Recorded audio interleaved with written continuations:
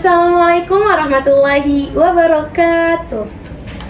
Acara podcast kali ini saya Kayla Viva yang akan menjadi host di podcast kali ini. Saya punya pantun nih. Badan kekar umurnya tua, bawa pedang bukalah petani. Apa kabar hadirin semua? Selamat datang di podcast kali ini. Ya, di podcast kali ini ada narasumber. Ada 3 narasumber. Narasumber yang pertama ada Kerina Nurul Azmi. Narasumber yang kedua Alma Nuzuli. Dan narasumber yang terakhir ada Puspa Febrina. Silakan aja ya, kita lanjut ke narasumber. Silakan narasumber pertama Kerina Nurul Azmi untuk duduk di acara podcast kali ini. Ya, selamat datang ya Kerina, udah mau bergabung di acara podcast hari ini. Terima kasih telah menyempatkan waktunya. Di sini kita akan ngebahas topik dengan tema bangunlah jiwa dan raganya dengan judul Stop Cyberbullying. Menurut Kerina, apa sih cyberbullying itu? Jadi cyberbullying itu adalah perundungan di dunia maya. Kayak misalkan komentar-komentar kayak di Twitter, terus di Instagram, di TikTok. Kalau misalnya nih, cyberbullying itu kan kalau di Indonesia itu kayak udah disepelekan sama masyarakat luas. Sebenarnya itu banyak gak sih dampak yang ada di cyberbullying itu? Banyak. Yang Kerin ketahui itu ada 4 ya, ada sosial, fisik, terus emosi, akademis. Kalau sosial tuh kayak nantinya dia tuh merasa malu gitu. Nah terus kalau emosi, sosial tuh kayak kurangnya percaya diri. Nah terus emosi itu kayak dia malu, terus bisa juga mengakibatkan kayak stres, depresi gitu. Nah terus kalau fisik tuh kayak misalkan kita terlalu kepikiran nih. Nah terus dampaknya tuh kayak pusing, mual gitu. Nah terus akademis kayak dia tuh prestasinya tuh kayak nurun, tingkat kehadirannya nurun gitu. Dampaknya itu berarti ada fisik, emosi, akademis, dan bahkan sosial. Apa sih contoh dari cyberbullying itu? Kayak pembunuhan, terus kayak bikin akun palsu, terus kayak nyebarin foto atau video seseorang untuk niatnya mempermalukan gitu di media sosial. Terus kayak menyuruh anak-anak mengirim foto atau gambar gitu yang menurut kita tuh sebagai yang sudah remaja tidak pantas untuk dikirim kepada anak-anak ya. Tapi kamu pernah nggak sih ngerasa jadi orang yang dibully atau bahkan kamu pernah membuli seseorang? Boleh diceritain sedikit aja mungkin berbagi. Kayak jadi pelaku atau korban tuh jarang sih. Kalau jadi korban tuh kayak dikatain balik sama ade, terus kalau jadi pelaku juga kayak aku ngatain ade aku gitu, kayak mungkin saling ngatain gitu pokoknya. Iya. Tapi kamu sebagai kakak sabar aja mungkin ya Bu ya. Iya. Emang kakaknya juga duluan kadang yang ngatain, kadang adiknya juga. Aku punya slogan nih di sini. Ya. Misalnya aku ngomong anti cyberbullying Indonesia, nanti kamu jawab kayak gini. Hargai diri sendiri, hargai orang lain. Anti cyberbullying Indonesia, hargai diri sendiri, hargai orang lain. Terima kasih ya Kerina udah mau berbagi pengalamannya di podcast kali ini. Sekali lagi aku bilang makasih. Sama-sama Caca. Oke, berlanjut nih ke narasumber yang kedua, Alma Nuzuli. Tapi sebelum itu tadi kalian gimana nih sama narasumber yang pertama? Apakah kalian udah merasa, oh jadi cyberbullying tuh kayak gini, kayak gitu? Ya, kita di sini cuma hanya berbagi pengalaman dan hanya membagi ilmu yang kita dapatkan dari pelajaran Project Pancasila yang telah kami pelajari. Ya, untuk Alma Nuzuli, silakan aja untuk memasuki ruangan podcast. Terima kasih Alma telah menyempatkan waktunya di sini. Makasih udah menyempatkan dirinya buat duduk di acara podcast hari ini. Menurut Alma, apa sih cyberbullying itu? Menurut aku ya, cyberbullying itu pembulian yang ada di dunia maya. menurut Alma, wajar gak sih kalau kita ngelakuin cyberbullying di dunia maya atau sebaliknya? Menurut aku ya wajar sih kalau misalnya melakukan kan, karena kita kan nggak tahu juga kan kita ada sebagai pelaku atau korban kan. Terus kalau misalnya nggak wajarnya itu pembunuhan, terus abis itu dia itu kayak frustasi.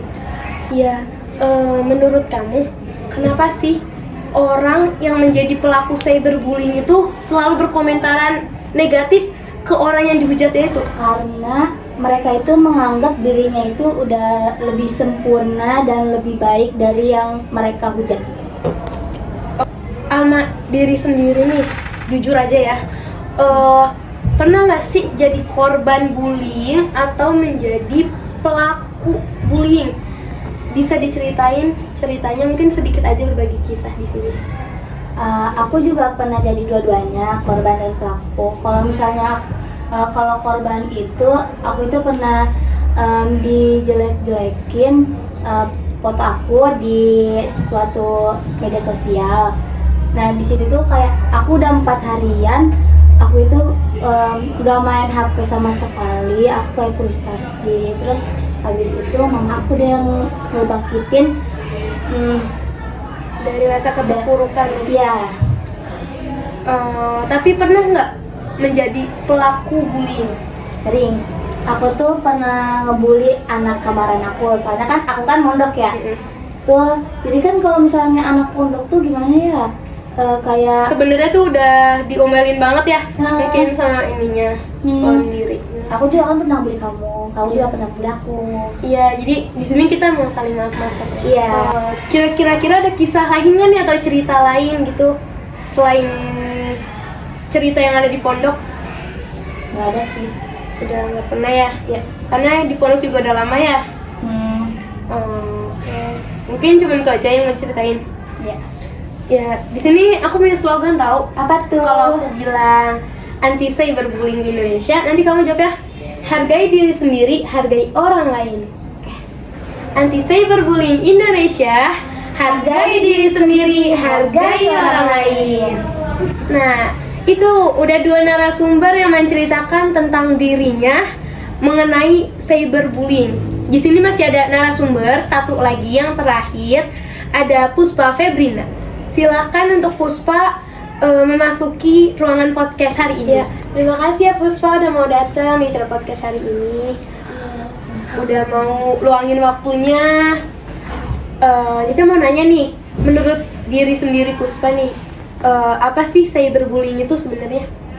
Kalau menurut aku pribadi ya, cyberbullying itu adalah suatu tindakan bullying yang dilakukan di media sosial, dan biasanya itu orang-orang yang melakukan cyberbullying itu orang-orang yang cuman ngehujat aja tanpa berani nampakin diri dia gitu. Berarti dia hanya berani di dunia mayanya ya, nggak berani di dunia real kenyataannya. Makasih ya Puspa udah mau nampilin diri, udah mau datang di acara podcast hari ini. Iya, sama-sama. Menurut Puspa, diri pribadi Puspa sendiri, apa sih makna dari kata cyberbullying itu? Kalau menurutku, cyberbullying itu adalah suatu tindakan pembulian yang dilakukan di media sosial, dan biasanya orang-orang yang melakukan cyberbullying itu adalah orang-orang yang hanya bisa tampil di media sosial, tapi kalau di dunia asli tuh kayak nggak berani gitu buat tampil. Jadi dia beraninya cuma di HP aja, di dunianya maya aja gitu, dunia yang nggak nyata. Sedangkan di dunia nyata dia takut sama kita. Iya. Menurut Puspa, kenapa sih cyberbullying itu harus ada? Kalau menurut aku, kenapa cyberbullying itu ada? Ya karena mungkin satu, ada kesempatan ya. Yang kedua juga karena ya itu tadi, orang-orang yang ngelakuin itu tuh kayak kurang kerjaan gitu loh, kayak ngurusin hidup orang. Padahal diri sendiri dianya juga tuh belum bener ya. Iya, biasa tuh orang-orang yang gabut kurang kerjaan gitu loh.